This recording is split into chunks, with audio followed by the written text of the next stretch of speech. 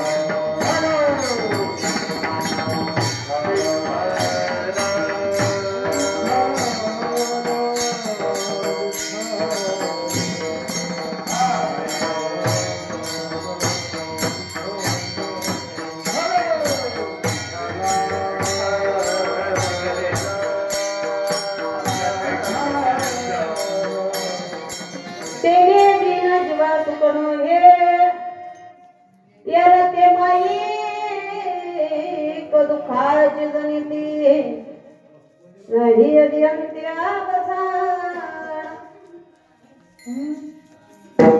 तो संस्कृत सुशिक्षित परमार्थिकाचे मित्र असणार. चालत असलेला अखंड हरिनाम सप्ताहातील आजचा 5वा दिवस. श्री संत रघुनाथ बाबा महाराज नाथ संप्रदाय आयोजन नियोजन या होलसर या गावी इसवी सन 1985 पासून चालत असलेला हा सोहळा आहे. आणि चालत असलेल्या अखंड हरिनाम सप्ताहातील आजच्या 5व्या दिवसाचं कीर्तनरूपी पुष्प गुंफण्याचं भाग्य मत्सारख्या अज्ञान बालकाच्या पदरी आहे. आणि इथं तुम्हा सगळ्यांचं दर्शन घडवून आणून देणारे, तुम्हा सगळ्यांच्या ठिकाणी असणारं तुम्हा सगळ्या मायबापांचं दर्शन मला घडलं.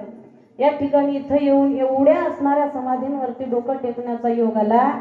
एक सांगू, साधू संतांचे उपकार इतके मोठे असतात महाराज की कोणाच्या असणाऱ्या समाधीवरती डोकं टेकल्याच्या नंतर कोणती बुद्धी आपणाला येईल आणि आपलं आयुष्य सफल होऊन जाईल सांगता येत नाही महाराज. आणि कुठेही जाऊ द्या, कुठलंही मठ संस्थान असू द्या बरं, कुठेही जाऊ द्या, त्या ठिकाणी गेल्याच्या नंतर ज्या वेळेला त्या समाधी सोहळा असतो त्याच वेळेला तिथला फक्त जय जयकार असतो. तेवढे 7-8 दिवस एवढा गाजा बाजा सगळ्या गोष्टी असतात. पण या ठिकाणी नवल करावं तेवढं थोडं आहे. अखंड या ठिकाणी ध्वनी चालू आहे. पहिल्यांदा आलेला श्रीराम भैया म्हणले मला ताई इथं अखंड ध्वनी असते, अखंड ध्वनी सुरुवात आहे. त्याचप्रमाणे इथं विद्या मंदिर आहे. हे असणारे ह्याच शाळेतले विद्यार्थी उभं टाकलेले सगळी लेकरं आहे की दररोज या ठिकाणी दर गुरुवारी 2 तासामध्ये असणारा हरिपाठ घेतला जातो. आता या लेकरांना पहिलीपासून जर हरिपाठ चालू झाला तर 10वी पर्यंतच्या शाळेपर्यंत हरिपाठ पाठ होईल की नाही? होईल की नाही?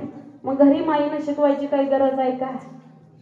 ह्याच नाही तर प्रत्येक शाळेमध्ये असणारी पद्धत चालू करावी महाराज. कितीतरी नवल करावं तेवढं थोडं आहे. सगळ्यांनी एकदा टाळ्या वाजवा बरं. ताकद असते बघा बरं का. 1962 ला हे संस्थान निर्माण झालं, म्हणजे सुरुवात झाली. संस्थापक असणारे, हे संस्था निर्माण करणारे संस्थापक असणारे माननीय कैलासवासी बापूसाहेब बाबा पाटीलकर आहे की नाही. साधू संतांच्या योगदानातून दर्शनातून त्या समाधीवरती डोकं टेकवण्यात झाली. आणि इमारत जर कृपा आपल्यावरती झाली तर माणसाच्या आयुष्याची सुद्धा इमारत कुठपर्यंत जाईल सांगता येईल. इथपर्यंत कीर्तन ऐकण्यासाठी आलेला आमचा दादा परवाच कलवाडीला असणाऱ्या तिथं श्रीमद भागवत कथा असणारी परवाच म्हणजे त्या ठिकाणी धन्यवाद समाधीवरती नतमस्तक होऊन माझ्या कीर्तन रूपी सेवेला सुरुवात करते महाराज. विठ्ठल विठ्ठल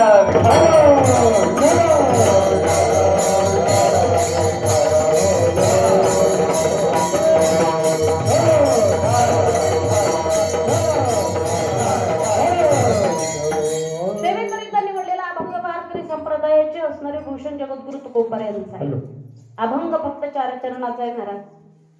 पण 4 चरणाच्या अभंगामध्ये जगद्गुरु तुकोबा या 3.5 हाताच्या नरदेहाला नेमका आपण इथं जन्मालाच आलो कशासाठी अजून याला कळालं खरं सांगणारे जगद्गुरु तुकोबा सामान्य माणसाला आपल्यासारख्या सर्वसामान्याला सांगत होते.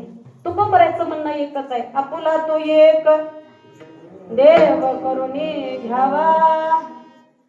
एकच करा की आपला एक देव करून घ्या. एक देव आपला असा झाला की आपल्या आयुष्याला असणारी सुखाची प्राप्ती. कारण महाराज आम्ही जर देवाला आपलंसं केलो नाही, देवापर्यंत जर आम्ही गेलो नाही तर काय होईल? तर जगद्गुरु तुकोबा सांगतात नाही तरी गेला. कारण की त्याला आपलंसं केलं की नाही की नाही महाराज आपलं आयुष्य वाया गेल्याशिवाय राहत नाही. मग महाराज त्याला जर आपलंसं केलो तर आम्हाला काय मिळतं? तर महाराज म्हणतात तेने विन जीवा सुख नोही. तो जर देव आपलासा झाला नाही की नाही तर आपणाला या 3.5 हाताच्या नरदेहाला सुखाची प्राप्ती कसलीच नाही महाराज. सर्वसामान्य माणसाला प्रश्न पडतो, एक सांगा, जर देवच मिळाल्याच्या नंतर जर माणसाला सुख मिळालं असतं तर एवढं रात्रंदिवस शेतामध्ये काबाड कष्ट करत बोंबलत फिरायची गरज लागली असती का?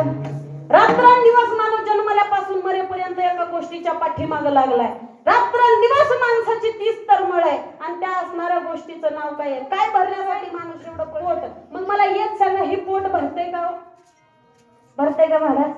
किती जरी भरलं, आज भरलं तर उद्याच्याला रिकामा होत.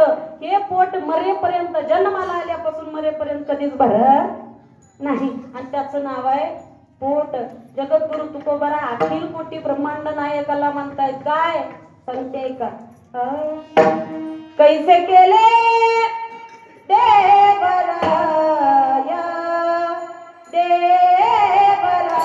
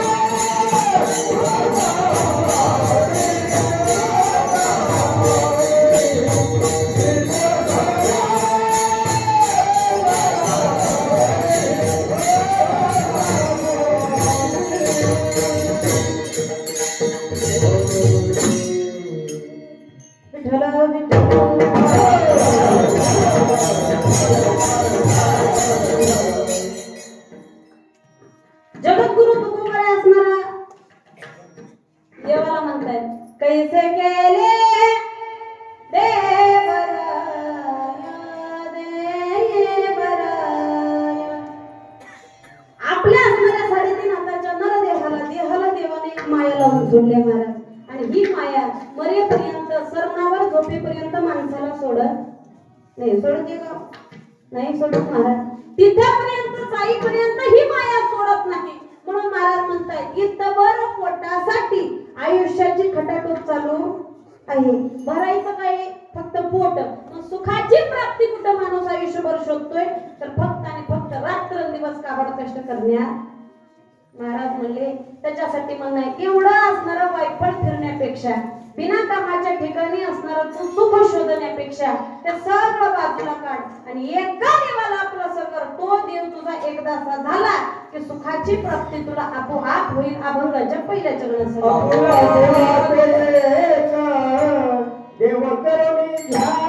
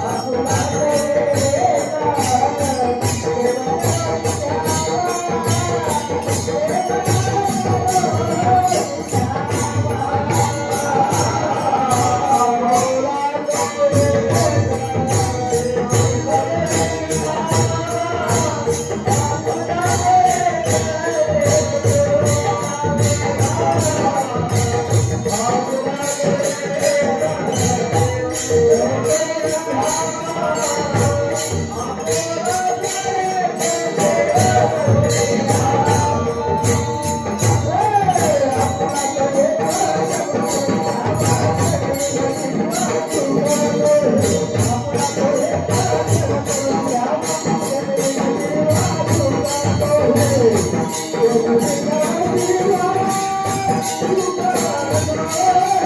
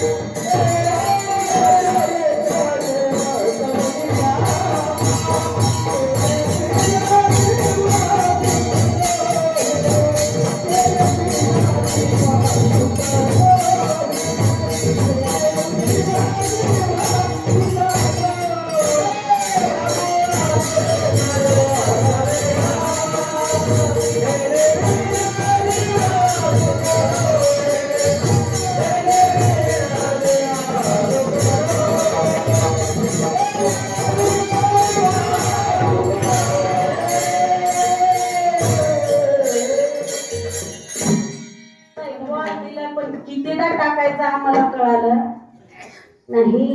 आयुष्यातला असणारा नरदेह या अख्ख्या पूर्ण 84 लक्ष योनी मधला एवढा एकच पठ्य असाय. कोणता? की हा नरदेह 3.5 हाताचा देवानं दिलेला देह, की याच्यानं डायरेक्ट आपल्याला सर्व लोकांना जाता येतं, डायरेक्ट देवाच्या पायरीला जाऊन बसता येतं, डायरेक्ट देव होता येतं. पण आम्हाला नेमकं वापरायचं कुठं याची अक्कल कळाली नाही. आमच्या पणाशा ओलांडून गेल्या, पण आम्ही नेमकं संसारात एवढे गुंतून बसलो. 80 वर्षाचे बाबा जरी झाले तरी सुद्धा हातात काठी आहे, एका हातात म्हशीचं दाव आहे की नाही? एका हातात म्हशीचं दाव आहे, एका हातात काठी आहे. तिथपर्यंत सुद्धा सुखाची समाधानाची झोप नाही, कारण की म्हैस राखल्याशिवाय घरातले जेवायला देत. माझं एकच तुम्हाला म्हणणं आहे, जोपर्यंत तुमचे हातपाय चांगले तोपर्यंत देव बघून घ्या, तोपर्यंत चांगलं आयुष्य जगून घ्या. तुम्ही कमवलेला पैसा कुठलंच लेकरू म्हणत नाही की माझ्या मायबापांना माझ्यासाठी कष्ट केलेत. आताचा कलयुग असं आहे की माणसाचा देह, माणसाला आयुष्य जरी देवाने 100 वर्ष दिलं असेल तरी सुद्धा माणूस हा 100 वर्ष जगत नाही. त्याच्यातल्या खटाटोपी बदल एवढे झाले महाराज, एवढे झाले की ते बदल सुद्धा आपल्या लक्षात आणणं सुद्धा एवढं मोठा असणारा विचार केला तरी सुद्धा अवघड आहे. तुम्ही म्हणाल असं का बरं? 1 मिनिटातच तुम्हाला सांगून जाते, म्हणजे लक्षात दिलाय का? विठ्ठल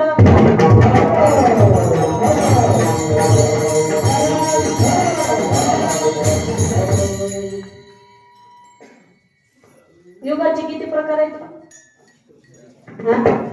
4. सत्ययुग, त्रेतायुग, द्वापर युग, कलयुग. आता सध्या कोणतं चाललं?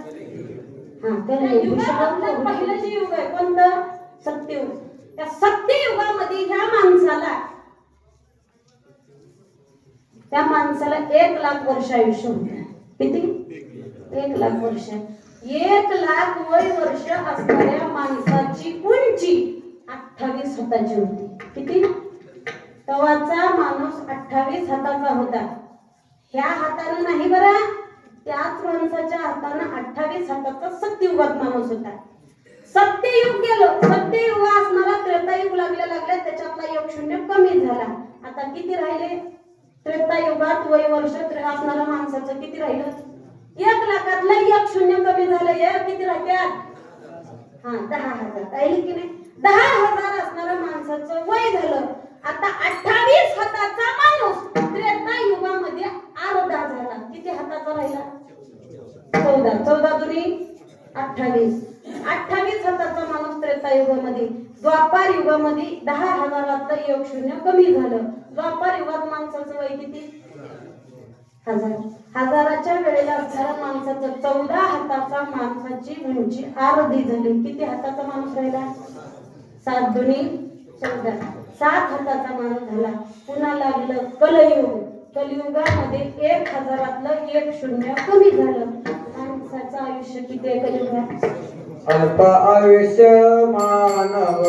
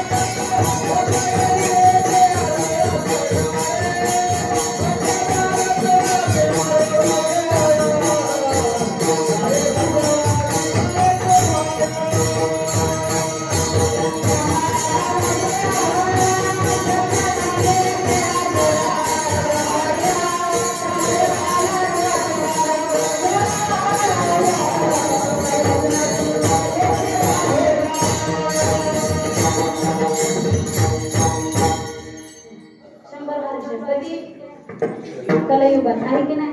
पण मला सांगा 100 वर्ष जगला लावला? हा 60 70 लई झाला 80 आणि 90ला एखादीच कुणीतरी जाते की नाही? आणि सांगू तुम्ही 100 वर्ष असणारा 70-80 तरी वर्ष जगताय महाराज. आम्ही 50 ओलांडू की नाही आमचं गॅरंटी नाही. बरं आम्ही 25च्या अजून 25 वर्ष जगू की नाही आमचा भरवसा आता नाही. तुम्ही ज्यांनी असणारे 50 ओलांडल्या तेवढं सगळं काही बघितलं हे सगळं खरं नशीब आहे. कारण की माणसाच्या आयुष्यात येऊन तेवढं हे जग सगळं बघून जाणं म्हणजे सगळ्यात मोठी आपल्यातला एक नवल आहे. कलियुगातला माणसाचं वय वर्ष किती? 100 वर्ष. मग माणसाची उंची त्रेता द्वापार युगात किती होती? 7 हाताची.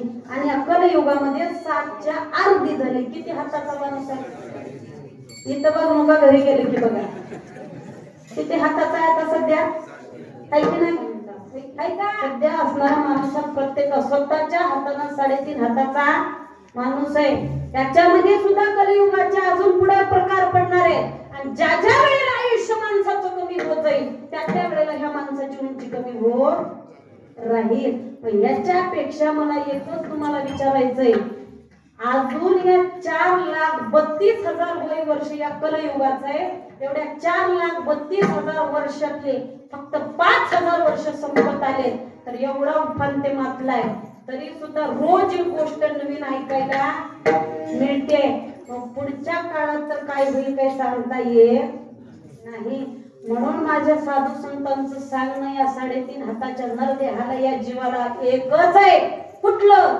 तर ह्या आयुष्याचा भरवसा नाही. ते अल्प आयुष्य आहे. याच्यामध्ये बालत्व, पिढा, रोग, क्षय याच्यामध्ये वय निघून चाललेलं आहे. झोपेत अर्ध निघून जातं. अर्ध राहिलेल्या मध्ये बाकीचे एवढे कुटाने आहेत. त्याच्यामधले असणारा पायाच्या पाठीमागा बाहेरचं टेन्शन अर्ध निमा राहते. हा सुतवा राहते का? कारण की आम्हाला आमच्या घरच्या पेक्षा दुसऱ्याचं जास्त पडते की नाही. आणि त्याच्यासाठी आयुष्य थोडं काय स्वतःला खर्च करायला शिका. बिना कामाचा एका उठ्यावरती बसून लोकांच्या घरची उणे काढत बसण्यापेक्षा स्वतःच्या ताटात वाढलेला अगोदर बघायला शिका. कधीच दुसऱ्याला वाईट म्हणून, कधीच कुणाच्या दुसऱ्याच्या आपल्या सुनाचं करणं दुसऱ्या सासूपाशी सांगितल्याच्या नंतर, दुसऱ्या सुनपाशी सांगितल्याच्या नंतर शेजारची सून 4 दिवस तुम्हाला भाकर खायला आणून देणार एवढं कळतंय तरी सुद्धा वळत नाही. आजच्या काळामध्ये सगळ्या गोष्टी आम्ही जरी पुराणातल्या तुमच्या पुढे मांडल्या तरी सुद्धा फक्त तुम्ही डोळे भरून ऐका आणि इथंच असणाऱ्या डोकल्या खात पुन्हा घरला निघून जा. उद्याच्याला एकच सांगणार, रात्रीच्या महाराजांना का सांगितले कळालं? इथंच नाही म्हणाला, घरी गेल्यावर तर म्हणा. म्हणूनच माझं एक साधू संतांची कळवळीची एकच विनंती आहे या देहाला, बाबा तुझ्या आयुष्यामध्ये एकतर आयुष्य जास्त नाही, त्यांचंच असणारं कृपा आहे महाराज, पण आयुष्य नाही तर नाही, मिळालेला तुझा देह सुद्धा चांगला नाही. कसं आहे महाराज सांगतात, हा देह नाशिवंत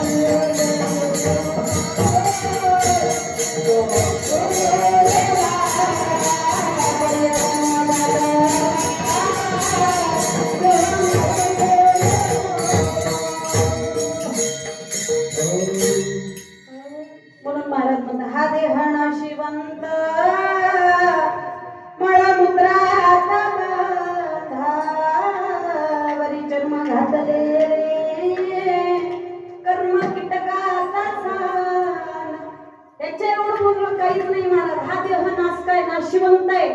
याच्यावरती हा चमडाई म्हणून बरं आहे, त्याच्यामध्ये इतकी घाण आहे. मेलेल्या माणसाच्या जवळ जास्तीत जास्त लोक किती वेळ बसू शकतात, कारण की पुन्हा त्याच्यातून दुर्गंधी निघायला सुरुवात होते. म्हणून सांगणे, जोपर्यंत तुझ्यामध्ये जीव आहे तोपर्यंत हे सगळे तुझे. एकदा असणारा तुझा जीव निघून गेला, पुन्हा तुला कोणी खाणार नाही, विचारणार नाही. मग महाराज तुम्ही म्हणताय आयुष्य थोडं आहे, एक झालं. दुसरं म्हणताय देह आमचा कामाचा नाही, कधी काळाची उडी पडेल आणि कधी घेऊन जाईल सांगता येत नाही. या दोन्हीचा तर भरवसा नाही. या बाकीचं तिकडं सगळं जाऊ द्या म्हणला. ज्या वेळेला मला माझ्यावरती काळ पडेल त्यावेळेला माझे सख्खे भाऊ बंद सोयरे हे सगळे मला सोडवतील की म्हणला, या बाकीच्याची काय गरज आहे? त्याच्यासाठी तू कोपऱ्या म्हणतात, म्हणून तर तुला एवढी गयावया करतो. इथले तुला कुणी सोडवणार? इथले सगळे तुला कसे सांगता येत म्हणले अभंगाच्या दुसऱ्या चरणात सांगतात.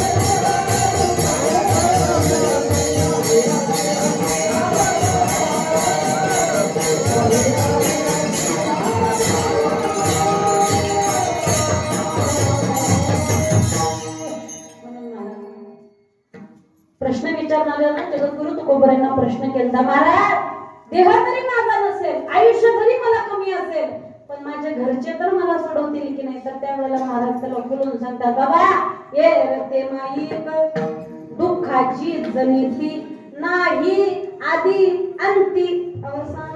महाराज म्हणतात हे सगळे ये राहते कशाने गुरफटलेले आहेत? माईक पदार्थ सगळ्यांना मायेमध्ये असणार गुंडळून निघालेत महाराज.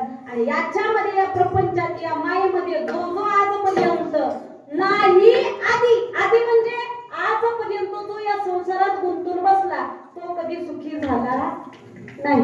आणि अंती तो शेवटपर्यंत या संसारात गुंतून बसेल तो कधी सुखी होणार नाही. म्हणून नाही आधी अंती अवसान, म्हणजे कधीच या संसारात सुखाचा अवसान येणार नाही.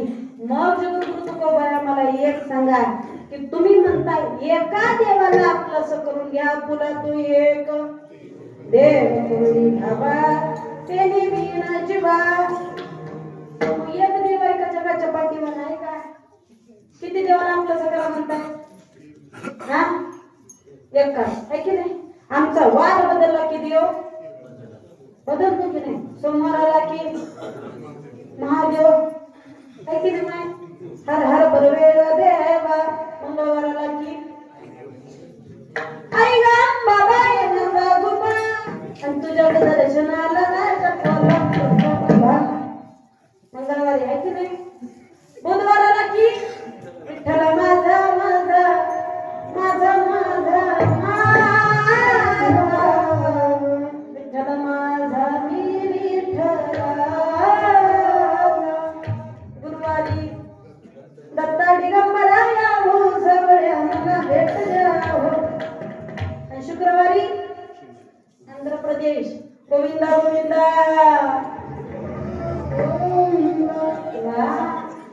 का भारी चालेल.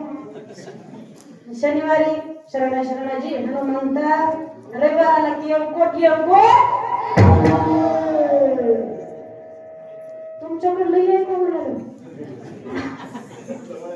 हा जवळ हा महिला घाबरले नाही चालू मला. खरं एक सांगू का? 7 वारात 7 देव आहेत की नाही? बरं देव घरात एक देव आहे का? लंगडा देव 4 वारी. म्हणूनच माझा एक सांगणं प्रश्न करणाऱ्याचा जगद्गुरु तुकोबरायांना एकमेव प्रश्न आहे, महाराज ठाम विश्वासानं सांगताय एका देवाला आपलंसं करून घ्या. जगाच्या पाठीवर 33 कोटी देव आहेत. 33 कोटी मधले 11 रुद्र 12 आदित्य 8 वासू आणि 2 अश्विनी कुमार असे 33 कोटी देव आहेत. अशा 33 कोटी देवांमधला एक देव जर शोधायला सुरुवात केलो तर 60-70 वर्षाच्या आयुष्यामध्ये कुठलाच देव सापडणार नाही. आणि तुम्ही खुला बिंदास मला सांगताय म्हणलं की एका देवाला आपलंसं करून घ्या. तर जगद्गुरु तुकोबराय सर्वसामान्य जीवाला एकच सांगतात, अरे मी त्या देवाच्या नावात सकट तुम्हाला सांगतोय काय? तर बढिया माझा पंढरीराव तो या देवाचा देव. 33 कोटी देवांचा देव असणारा कोण आहे? तो अखिल कोटी ब्रह्मांड नायक विठेवरती उभा टाकणारा. आणि खरं तर तो कानडा विठ्ठलू आहे की नाही? कुणीकडला आहे? आमच्याकडला म्हणा की आहे की नाही? कर्नाटकीचा आहे की नाही? आहे की नाही? पण कुणीकडला? आमच्याकडला की नाही? मग नाव कुणाचं मोठं? तुमचंच मोठं. आम्ही तुमचंच म्हणालो हो. कारण की तुम्ही जर पाठवलो नसतो तर आम्हाला मिळाला नसता महाराज. म्हणूनच सांगणार हाच कर्नाटकीचा राजा तेवढा असणारा त्या 33 कोटी देवांचा देव असणार आहे. म्हणून जगद्गुरु तुकोबराय म्हणतात म्हणून या देवाला आपलंसं करा. मग महाराज त्या प्रश्न विचारणाऱ्याचा प्रश्न बघा की तो लगेच म्हणायला सुरुवात केला, बाकीच्या देवाला आपलंसं करायचं नाही का? जगद्गुरु तुकोबरायचा सांगण्याचा उद्देशच एक आहे आणि आमचा सुद्धा इथं उभं टाकून सांगण्याचा उद्देश एकच आहे. कोणताही करा पण एकच करा. 10 जणांच्या पाठीमागे फिरू नका. कारण की मी माझं म्हणणं एकच तुम्हाला आहे. आम्ही साधू संत सांगणारे प्रत्येक कीर्तनकार एकच सांगतो महाराज, अरे असणारा आपलं आयुष्य थोडकं आहे महाराज. थोडक्या आयुष्यामध्ये कुठला तरी एकच देव आपलाचा होऊ शकतो. सत्ययुगामध्ये त्यावेळेला लोक आयुष्य जगून जगून कंटाळून तपश्चर्या करायला जायची. तसं आयुष्य आपल्याकडे आता नाही. थोडकं आयुष्य, थोडक्यामध्ये देवपूजा अर्चा करून तीर्थयात्रा करून नामस्मरण करून तो देव आपल्याला मिळणार आहे. महाराज तीर्थयात्रेला जाणं होत नाही, नामस्मरण करणं होत नाही, रात्रंदिवस काबाड कष्ट करावं लागतं आणि काबाड कष्ट केल्याशिवाय पोट भरत नाही. मग भजन कसं करायचं ते सांगा. तर महाराज म्हणतात ठाईचं बाई सोनी चित्त आवडीनं असणारं त्याचं नामस्मरण करा महाराज. रात्रंदिवस असणारा फक्त ज्या कामात आहोत त्या कामात बसून तुम्ही हाताना तळ्याने नामस्मरण करा. मग महाराज एवढ्या गोष्टी आम्हाला सांगितल्या की या प्रपंचातला आमचं कोणी नाही, देह तर आमचं नाही, आयुष्य आमचं नाही आणि असणाऱ्या या प्रपंचातली लोक सुद्धा आमची नाहीत. एवढं मात्र आम्हाला खरं वाटत नाही. वाटतंय का खरं? खरं सांगा तर वाटतंय का? बरं आपल्या आयुष्यातले आपले आहेत का? आहेत का? सगळे माय बाप बहीण बायको लेकरं सगळे आपले आहेत का? मग सोडून देता का? हा नाहीत की नाही? मग सोडून देता येतं का? येत नाही. मग तेच जगद्गुरु तुकोबारा या देहाला सांगतात, बाबा सोडता येत नाही पण हे तुझे नाही, तुला आता असं कळणार नाही. आपल्या असणारा समजण्यासाठी उदाहरण सांगते म्हणजे लक्षात दिलाय का? विठ्ठल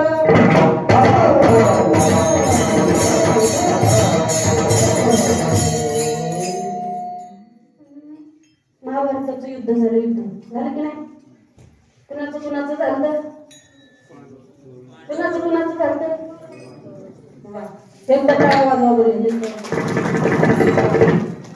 एका गावात म्हणलं रामायणात युद्ध जाऊन कुणाचं झालं म्हणल्यावर कौरव आणि पांडवाचं सांगितलं.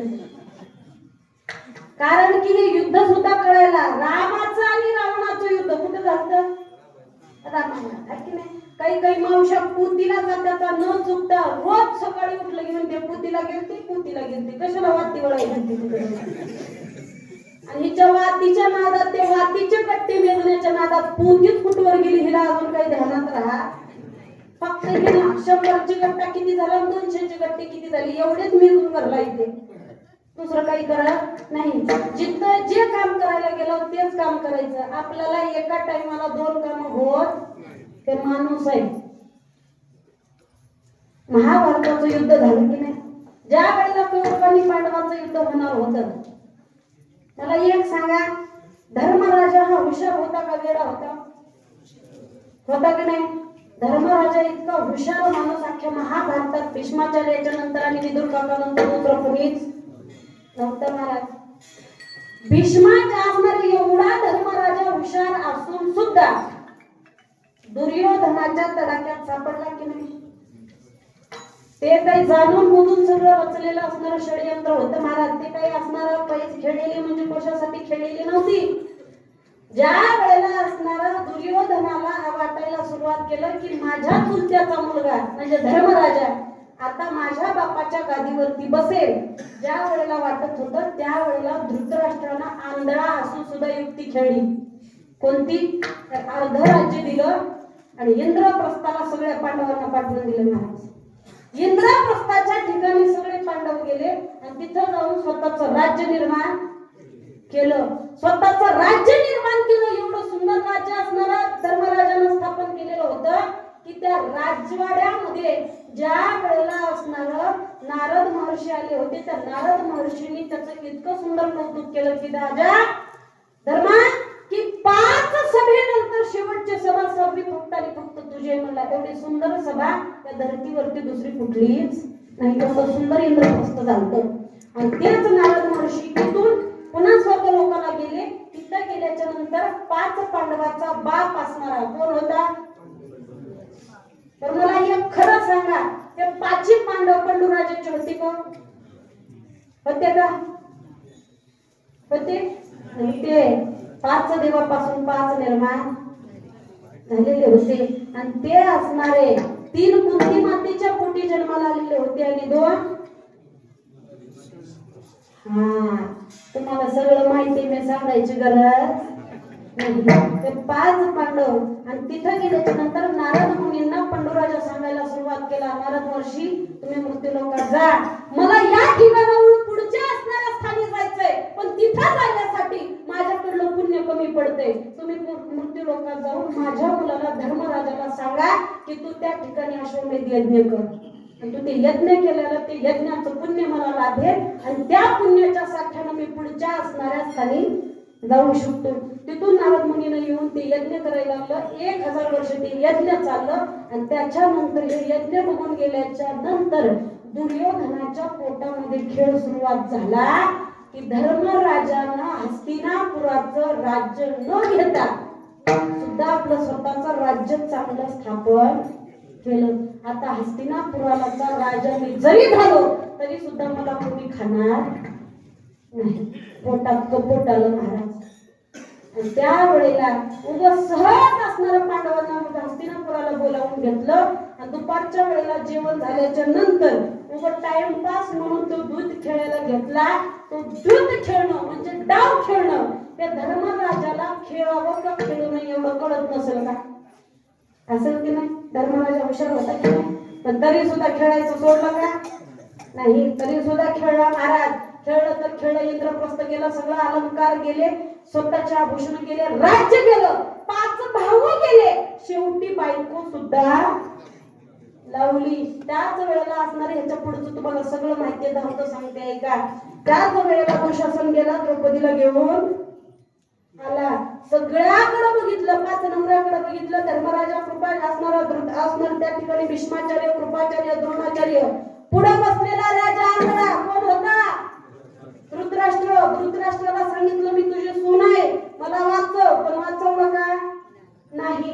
तरी सुद्धा सोडवलं नाही. आता इथले मला कुणीही सोडत नाही एवढं कळाल्याच्या नंतर शेवटी हात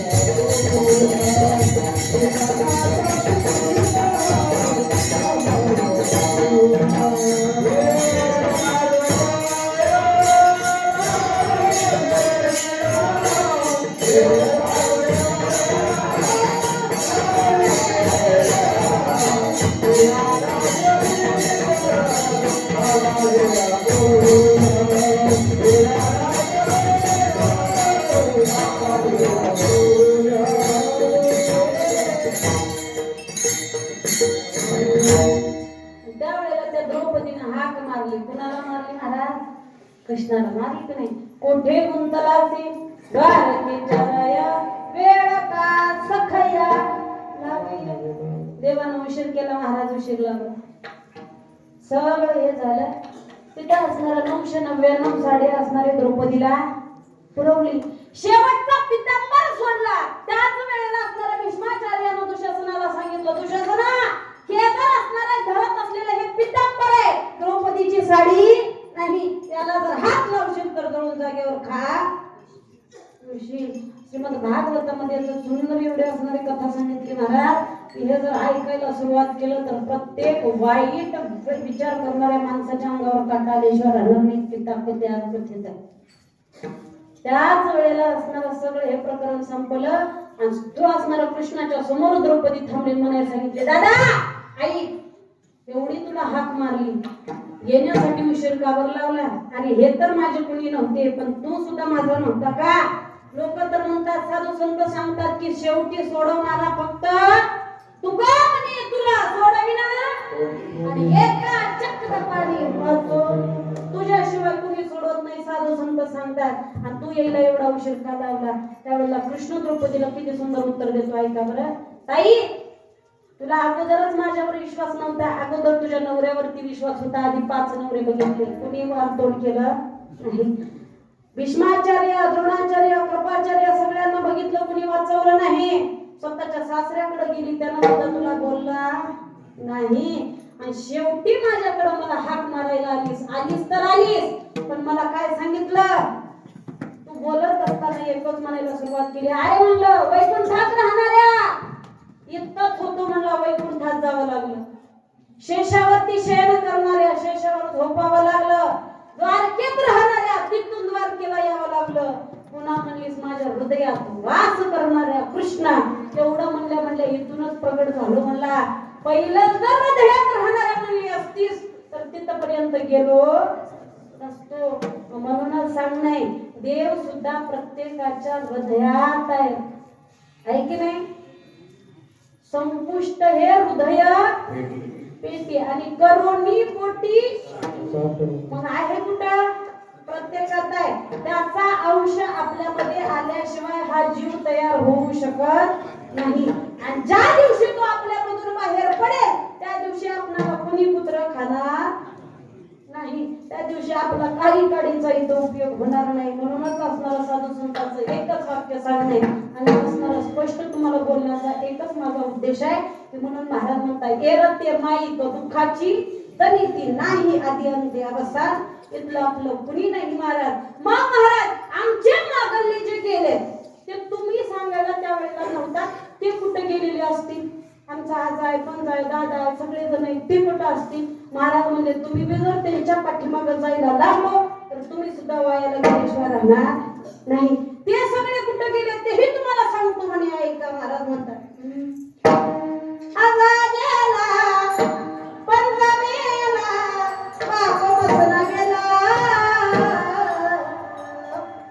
देखत देखत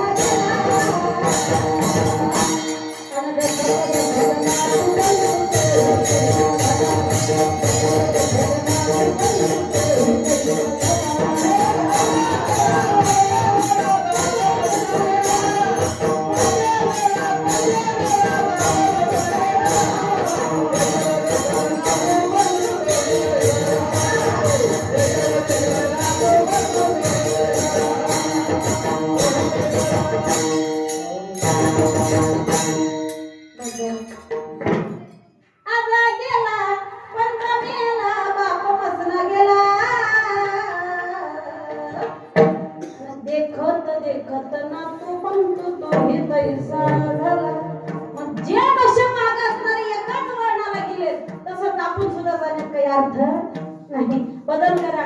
म्हणून जगद्गुरु तुकोबाराय म्हणतात, त्यांच्या नादात लागून बसू नको. आणि द्रौपदीला जर तिच्या सख्य सोडू शकत नाही, तिला सोडवण्यासाठी सुद्धा जर देव यावं लागतं, मग आपणाला इथं सोडवणारे आपले नाही, इथले कोणी आपले नाही. सब हे पैसे के भाई दिल का साथ नहीं रे कोई, जब लगे अपने पलों में पैसा तब लोग सलाम करे, अपना पैसा निकल गया कोई मिठा न बोले.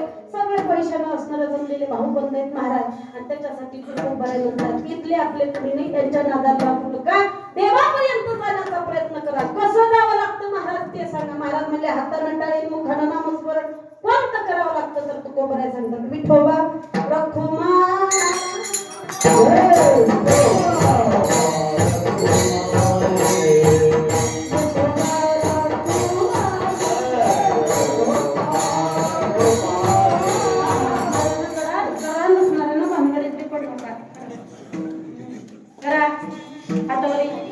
वट्ट्यावर बसलेले बाहेरचे जेवढे जेवढे शाळेच्या आवारात बसले तेवढे सगळेजण हातवरी करा. आता असंच राहू द्या, थंडी वाजलेली चहा झाला का बघून येते. तू तुझा चहा घा म्हणून तिकडे करा बरी काय करा, एक चहा म्हणल्या हाताखाली केल्या बाया पपईला हात बघा करा हातावरी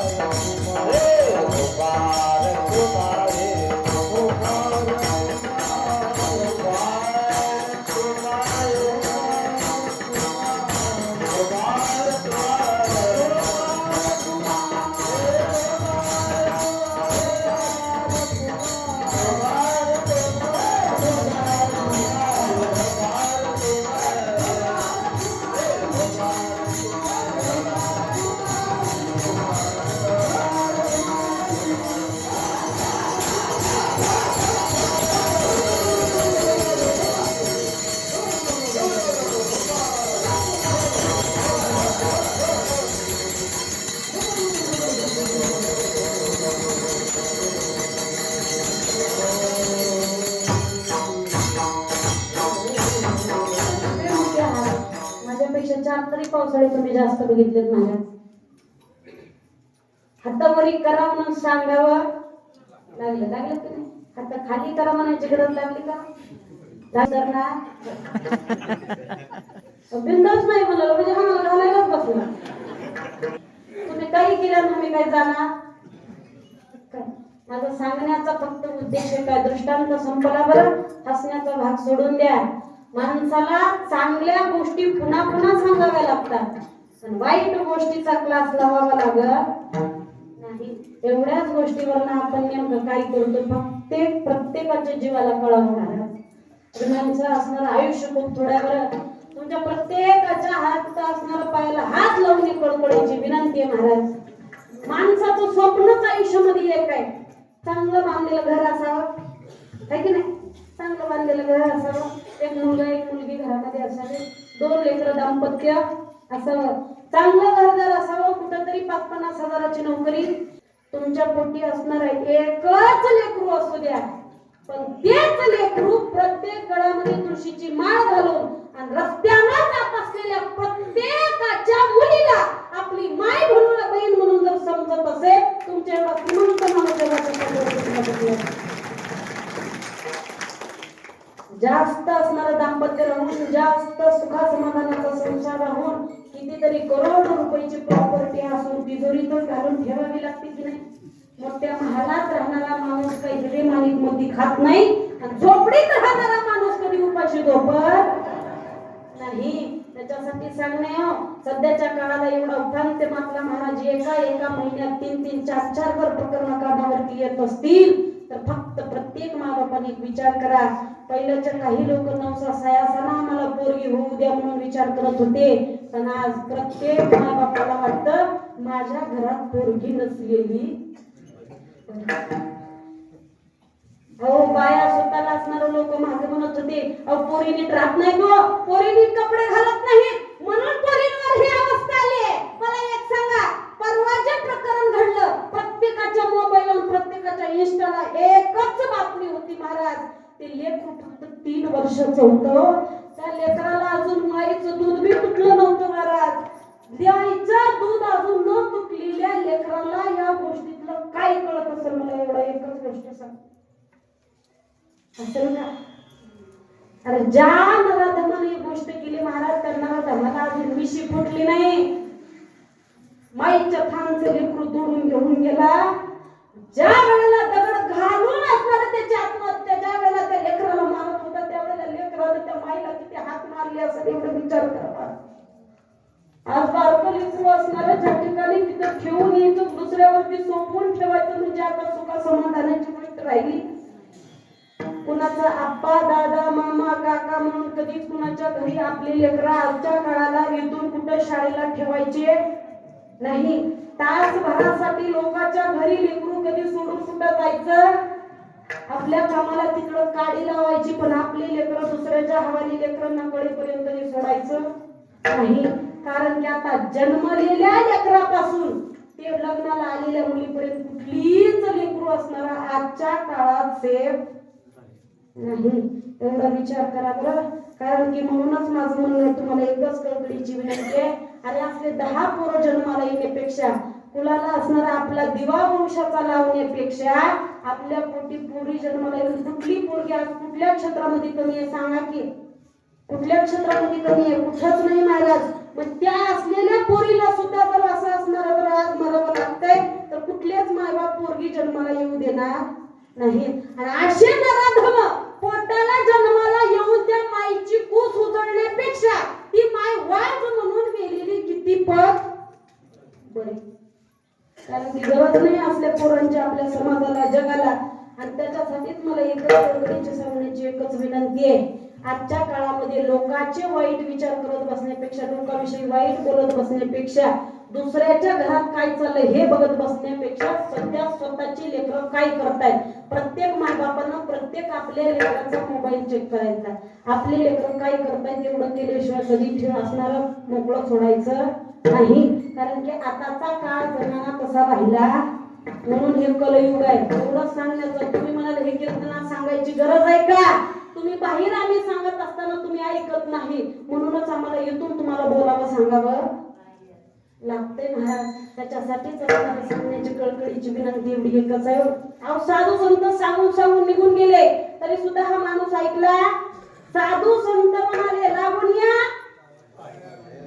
आणि विनवितो आपल्यासारख्याच्या पाया साधू संतांना पडावं. आपली एवढी लायकी आहे का? ऐका, आपण तशी माणसं का? मला सांगा, साधू संत मोठ्या माणसाने एखाद्या आपल्या पाया पडावं एवढं आपलं असणारे आपलं आयुष्य तरी आहे का? नशीब तरी आहे का? नाही महाराज. तरी सुद्धा पडले हो, तरी सुद्धा माणसाला फरक पडला नाही. सध्याचा हा जमाना फसवेगिरीचा निघाला.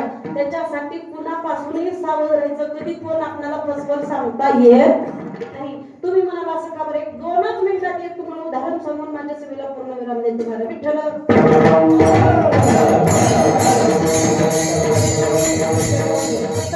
बाबा होते, 68 वर्षाची आजी होती. दोघ जण असणार. दुपारच्या वेळेला जेवण झालं, झाडाखाली बसले. घरी असताना आजीबाई आजोबाला सांगायला सुरुवात केली, एवढा 60-70 वर्षाचं आयुष्य निघून गेला, आजपर्यंत कुठल्या देवाला गेलो नाही, धर्माला गेलो नाही, काय केलं नाही. म्हणलं एवढं आयुष्य माझं वाया गेलं. सगळीकडे असणार तुमचं पूर्ण हे करणं, संसार करण्यात, लेकर बाळ मोठं करण्यात, लेकर जिकडं तिकडं आज निघून गेले. त्या घराला दोघं बसलो. आज हातपाय चलत नाही. कुठलं केदारनाथ बघायला मिळत नाही, कुठला प्रयागराजच्या असणारे स्नान करायला मिळत नाही. जवा करायचं तेव्हा आयुष्य संसारात निघून गेलं. कुठलाच देव दाखवलं नाही, कुठल्या गाडीत बसवलं नाही. मग तुझं म्हणणं तर काय आहे? म्हणले बाबा काय नाही. म्हणले मला तेवढं पंढरपूर तर निघून दाखवून आणा. आजोबा म्हणले गेलो असतो, पण माझ्याकडे 1 सुद्धा रुपया नाही. आजीबाई म्हणली एवढे पैसे येत असतील जात असतील, पण माझ्यासाठी खर्चायचं म्हणलं की नाही. म्हणतो का असं? प्रत्येक बाईचा माझ्या सहित बरं, प्रत्येक बाईचा हे उदाहरण आहे, असणारा शब्द आहे. माझ्यासाठी म्हणलं की नाही. आजीबाईंना सांगितल्याबरोबर आजोबा म्हणले खरंच नाही ग, 1 रुपया जवळ नाही. आजी म्हणली बक्कळ दोस्त आहेत की जावा मारुतीच्या मंदिराकडे कुणाकडून तर घेऊन या आणि तुमचं सोयाबीन घातलं की त्यांना बी खरंच वाटलं. म्हातारीने आतापर्यंत काही मागाय नाही, आता तर मागितलंय. आजोबा मारुतीच्या मंदिराकडे आले. तिथं आल्याच्या नंतर असणारा त्यांचा मित्र गटला. म्हणलं काय झालं एवढं तोंड पाडायला? काय नाही का म्हणलं, बाईकला पंढरपूरला जाऊ वाटतंय. आमची म्हातारी मला असणार, मी जर घेऊन गेलो नाही तर 4 दिवस आता काही जेवायला देईल भरवसा नाही. 2 दिवस सप्ताह म्हणला कसं बी भागते, पुन्हा कुठं जावं? बाबाला खिशात हात घातला. त्यांच्याकडे बी 500 रुपये होती. त्यानं म्हणलं माझ्याकडे 500 आहेत बघ. म्हणलं एवढेच आहेत. ती बी 5 सुपारीला पोरानं दिलेली. एवढं महिनाभर घालावं लागतंय. 5 सुपारी कसं उदारीवर भाग येईल. म्हणलं तू पंढरपूरला निघून आ. 500 रुपये त्या बाबाकडे घेतले. बाबा घरी आले. आजीबाई पिशव्या भरून अगदीच तयार होती, कसं बी घेऊन येतात म्हणून निघाली. आजीबाईला सांगितले किती मिळाले? त्याने म्हणले मिळालेत. म्हणला 500 रुपये, पण बसनं जायला दोघाला तिकीट लागते. आणि फुगटचं हाय पण ते 75च्या पुढून. मग असं गदारी करायला चांगली वाटत नाही. म्हणला चल लातूरला जाऊ, तिथं जाऊ आणि जाऊन आपण ट्रेननं निघू. दोघं जण असणारा तिथं गेले, रेल्वे स्टेशनला गेले, जाऊन तिथं रेल्वेमध्ये बसले. आजी कधीच कुठल्याच सुद्धा वाहनात बसली नव्हती. अलीकडे बसलेली आजीबाई म्हणायला लागल्या, खिडकीच्या कडेला बसू. आजोबा म्हणले बस. ते बारक्या लेकरासारखी अवस्था, पहिल्यांदा कुठं बी जायचं म्हणजे नवलच आहे. आजीबाई खिडकीच्या कडेला बसली. रेल्वे सुरुवात झाली. रेल्वे सुरुवात झाल्याबरोबर बाजूला असलेले झाडं मागे जायला चालू झाली की रेल्वे फास्ट पळाली. महाराज तिने म्हणले इकडली एवढे का बरं पळाल्या? आजी बाबा म्हणला महाग काय की झालंय, मन लाडू वाटलाय, मन घ्यायला चालल्या. तिला कधी जाऊन माहित नव्हतं. बिचारी बसली बघायचं की काय करावं. नवल नवल डब्यात ह्या दोघाशिवाय दुसरं कुणीच नाही. दोघं जण आजी इकडल्या सीटवर तिकडल्या सीटवर, तिकडल्या सीटवर इकडल्या सीटवर, सगळी रेल्वेचा डब्बा फिरून बघायला चालू केली. आजी बाबा उगं बस ग, उगं गुन्हा नाही तर बस, तर पडची लागल. आणि एक सांगू का, म्हातारपणाला काळजी एकमेकाची मात्र जास्त असते बरं. तू म्हणता तुला का माहित एवढं. इथं थांबणाऱ्यांना सगळ्याचा अनुभव घ्यावा लागतंय. पहिलं ना काही एकमेकाला नीट बोलणार महाराज, पण शेवटी कारण की माणसाला कळून चुकतं की तुझ्याशिवाय मला कोणी नाही, माझ्याशिवाय तुला कोणी नाही. पण तेव्हा कळून उपयोग नाही महाराज. जेव्हा कळायचं तेव्हा मात्र कळत नाही. आजी बाबा आजीची काळजी घ्यायला सुरुवात केली. आजीबाई शांत बसली. थोड्या अंतरावर गेल्याच्या नंतर आजीबाई आजोबाला म्हणायचं गेली, अहो जब तुम्हाला सांगू का? सांगते म्हणलं का झाले? काय नाही म्हणले, तुमच्याकडे 500 रुपये आहेत की नाही त्याच्यातले 200 कधी मला द्या. आजी बाबा म्हणला का बाय? काय नाही म्हणली, आपली शांताई की घरात बसली घेतली ना. आमची शांतताई सोडून दुसरी बी कोणची नाही. आणि त्याच्या आई की नाही तिने सांगितले होत्या गेल्या महिन्यात पंढरपूरला गेल्याच्या नंतर तिथं असणार चोरवळा जास्त आहे आणि त्या चोरवळ्यामध्ये असणारे पैसे जातात म्हणली. तुमच्याकडले 200 मला द्या आणि 300 तुमच्याकडे राहू द्या. आणि बरोबरच त्याने असणारं सांगितलेले त्या माझ्या आजीबाबाला सुद्धा खरं वाटलं बरं. 200 रुपये काढून आजीबाईच्या हातात दिले आणि हातामध्ये आजीबाईचे दिले. 300 आपल्या पैसे ठेवले. आजीबाईने ते 200 रुपये आपल्या कमळात ठेवले आणि आजीबाबाला खिशात घातले. अर्धा तास निघून गेला. फिरत फिरत लक्ष आजीबाईचं त्या डब्यात असलेल्या चैनवर गेलं. चैनवर लक्ष गेल्याबरोबर आजी म्हणली, तो पत्ती का हाय ते पत्ती तर डुंबलाले बघा.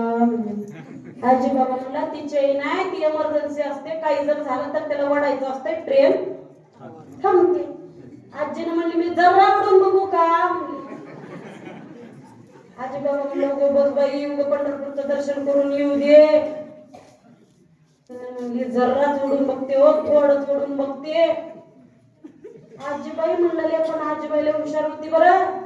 त्या डब्यामध्ये हे दोघच नव्हते. एका गावला एक कीर्तन करून महाराज पंढरपूरला चालतात वरल्या टप्प्यावर, वरच्या शीटवर त्याने गुंडाळून आपलं आपलं थंडी वाजायला निवांत झोपत. ते ह्या दोघांच्या मध्ये आपण तिसरं कशाला बोलावं, मग अछंच बोलणं ऐकू लागते महाराज. सगळं असणारा डब्बा फिरत असताना त्या म्हातारीनं त्या चैनला बसूच वाटना ओढली. ओढल्याबरोबर 10 मिनिटात ट्रेन थांबली. एकटीशी 2 पोलीस पळतच आले. म्हणाले कोण वडले? कोण वडले? कस काय वडले? का बर वडले? आता इथं बोलायचं आजीबाईला. म्हातारी आजी बाबा म्हणला साहेब आम्ही वडायला नाही हो. आजी बाबानं म्हणल्याबरोबर म्हातारी म्हणली तुम्ही भागवा म्हणली, तुम्हाला जमत नाही मी हँडल करते, सरका भाग. आजी पुढे आली, आम्ही वडायनी साहेब, आम्ही वडायनी. आजी बाबा म्हणली कारनामा हिचाच आहे आणि अजून एवढं ठामपणे सांगायला म्हणली की असणार आम्ही जरी आमच्याशिवाय काही इथं चालत नाही म्हणले. इथं डब्यात आमच्या दोघांशिवाय दुसरं कुणीच नाही आणि एवढं म्हणते म्हणलं आम्ही वडाई वडाई. मग तेव्हा असणार पोलिसवाला म्हणलं कोण वडलाय सांग. दिसाय तर दोघं दिसला, वडलाय कोण? म्हातारी म्हणली तेव्हा वरी बसलाय बघा त्यानं वडलाय.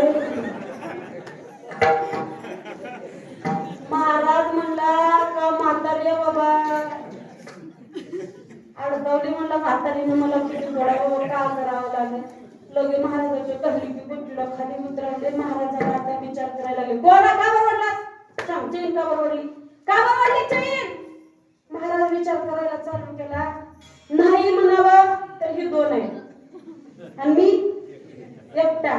नाही म्हणलं की दोघं तुटून माझ्यावर पडतात. मला हेनच वडलंय. म्हातारीनं डबा फिरताना त्यांना बघितलं होतं आधी झोपलेलं. आत्याने म्हणले असणार यांना म्हणला, साहेब मीच वडला म्हणले. म्हातारी बी म्हणले, बाबा बी म्हणले, वाचलो. काय का होईना म्हातारीनं कमाल.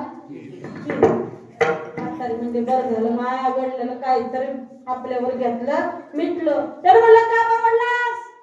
म्हणला, का सांगू, रात्री हुलसूरला कीर्तन केलतो, 500 रुपये नारळ दिलते, त्याच्यातले म्हाताऱ्यानं 300 काढून घेतलं, म्हातारीनं 200 काढून 500 रुपये दोघांना बी घेतले. मला का करू म्हणून वडले, दोघं बी देईनाच गेलं. मला घंटा झालं मागला. त्यानं म्हणलं, बघू पैसे. म्हातारीकडे बघत आजी बाबा तू वडा अजून चेन वड म्हणला, वडा अजून चेन. आजीबाई म्हणली, मला का माहिती एवढं माझ्यावर पडलं तर. आजीबाबाने किशनले गपचीप 300 काढले, साहेबाच्या हातावर ठेवले. साहेब म्हणला, आजीबाई काढा तुमच्याकडले बी पैसे. नाही साहेब, माझ्यापाशी रुपया नाही कुठला माझ्याकडे. तेव्हा तेवढेच पैसे, तेवढे दोघं जण घेऊन असणार पंढरपूरला निघालो. त्याच्यातलं काही तिकीट काढला, ते बी संपलंय. महाराजांना म्हणला, नाही साहेब कमरात ठेवली आहे. म्हातारी म्हणली, एवढं कवापासून जांटीवर तापटा सांगून माझा तापत झाला. म्हणजे 200 काढून दिले. दोन्हीला बी कुरुडवाडीच्या बस स्टँड असणार रेल्वे स्टेशनला उतरवलं आणि ते ट्रेन निघून गेली. महाराज 500 रुपये 100च्या नोटा मी जायचं चालू केलं तिथं थांबून यांच्याकडून. आजी बाबा म्हणला, आता इथं कुरुडवाडीच्या बस स्टँडला आपण लोकाला मागितल्याशिवाय आपल्याला घरला जाता येईल नाही. दृष्टांत संपला सिद्धांत सांगायचा होता. याच्या अगोदरचा माझा एकच तुम्हाला मुद्दा होता की आयुष्यामध्ये फसवेगिरीचा सध्याचा धंदा झाला. फसवेगिरी जर आपण दुसऱ्याला फसवायला आज जर निघालो तर आपण फसल्याशिवाय राहत नाही. आणि ह्याच नाही, हे फक्त दृष्टांत आहे. तुमच्या आयुष्यात सुद्धा तसंच आहे. माझं असणारं समजण्यासारखं उदाहरण सांगते तुम्हाला, ऐका. आज जर आपण लोकांच्या सुनाला जर शिकवून तिच्या सासूपासून जर दूर करायला चालू केलो तर तेच भांडण आपल्या घरात लागल्याशिवाय राहत. आपली सून उद्याच्याला आपल्याला जेवायला देणार नाही. म्हणूनच एवढा असणारा उद्देश काय, लोकांच्या घरातले वायफळ कुटाने काढण्यापेक्षा आपलं असलेलं ते आपण चांगलं करायला शिका. दुसऱ्याचं आहे तेवढ्यामध्ये समाधान राहायला शिका. दुसऱ्याचं जास्त झालंय म्हणून दुसऱ्याचं असणारं निस्तरून घेण्यासाठी दुसऱ्यांना 2 लाखाची गाडी घेतली म्हणून आपण 1 कार विकून 5 लाखाची घ्यायला जायचं नाही. त्याच्यासाठी जसं देवानं आपल्याला जसं ठेवलंय ते चांगलंच ठेवलंय. तेवढ्यामध्ये माणसाला समाधान राहायचं. मला काही करायची गरज नाही. म्हणून महाराज म्हणतात, मी त्या देवाला नुसतं बघायला गेलो पण मी कधी देव धरून कळालं नाही. तुकोबर आहे असं कसं म्हणताय तर जगद्गुरु तुकोबर म्हणतात, मी स्वतः देवाला म्हणतोय अविनाश करी तुझ्यासारखं मला अविनाशी बनव. पण जरी मी अविनाशी झालो देवा तरी सुद्धा लावी म्हणा पिसे तुझा नामस्मरण माझ्या कंठामध्ये असू दे. मग महाराज तुम्ही म्हणताय एका देवाला आपलं करा केलं, तुम्ही म्हणताय हे आमची कुणी नाही, यांना सुद्धा विस्तारलं. त्याच्या पलीकडे तुम्ही देवाच्या बरोबरीला जाऊन बसला. मग एवढं केल्याच्या नंतर आता तुम्ही मरणार नाही का? तर महाराज म्हणले, जन्माला आलेल्या प्रत्येक माणसाला मरावं लागतं. आपण मी मरणार आहे पण कसं मरणार आहे शेवटी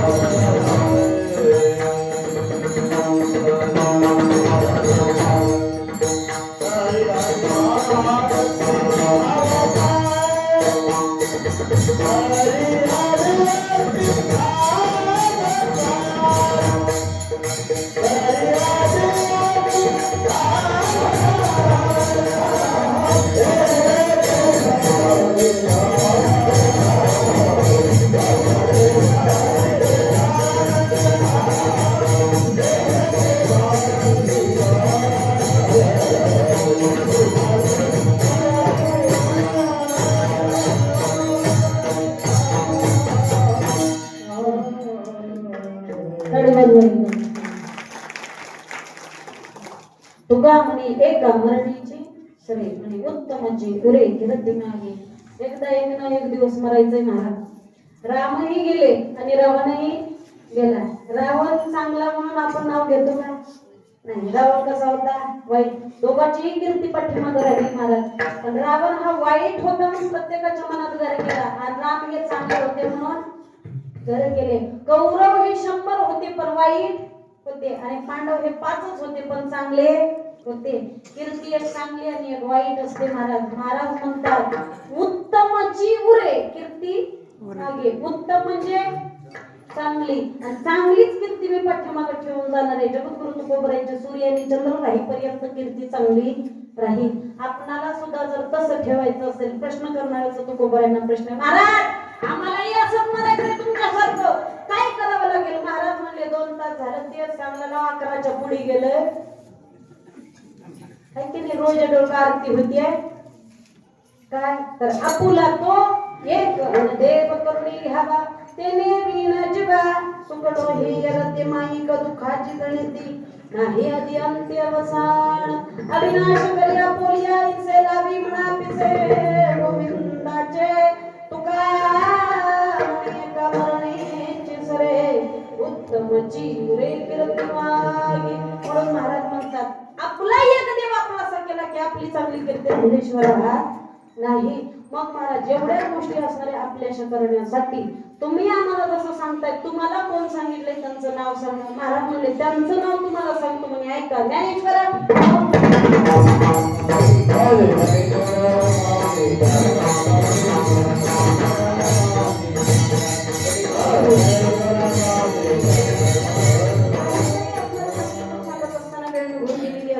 तुम्हा सगळ्यांची माफी झालेली सभा सगळ्यांच्या चरणावरती, त्या रघुनाथरावांच्या चरणावरती समर्पित करून सेवेला पूर्णविराम. महाराज तुकाराम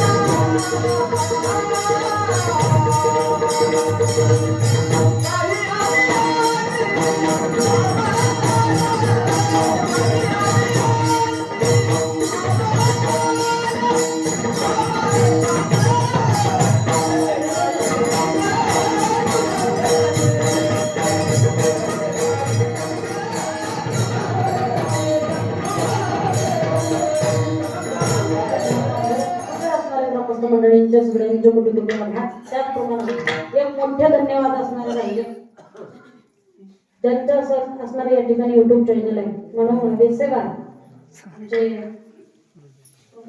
प्रदीप भैया ते या ठिकाणी असणारे बाकी तालुक्यात कुठेही कीर्तन असो महाराज ते असणाऱ्या कीर्तना ठिकाणी असणारे असतातच आणि याच्या निमित्तानं पुन्हा कीर्तन बघण्याचा योगायोग येतो पुन्हा गावला येणं होणार का ना काही ना पण कीर्तन बघायला मात्र त्याच्यासाठी त्यांचे सुद्धा कोटी कोटी धन्यवाद वैशिष्ट्य वाल्या दादांचा मेळावा एवढं सुंदर अशा प्रकारचं हरिपाठाचं नियोजन तुमच्या ठिकाणी लावलेलं आहे त्याच्यासाठी तुम्हाला सगळ्या त्या शाळेत शिकवणाऱ्या प्रत्येक शिक्षकासाठी फक्त एकदा टाळी वाजवा शिकवणारे फक्त ते शिक्षक नाहीत महाराज तर ते साधू संतांच्या सानिध्यात राहणारे एक रूपाने या लेकरांवरती कृपा करणारे संतच म्हणून समजा बरं आणि इथं येणारा तो शिक्षक साध्या सुद्धा रूपातला नाही कडव मात्र असणारे लेकरांच्या रूपातला मात्र कळते सगळ्यांच्या डोळ्यात असणारे समर्पित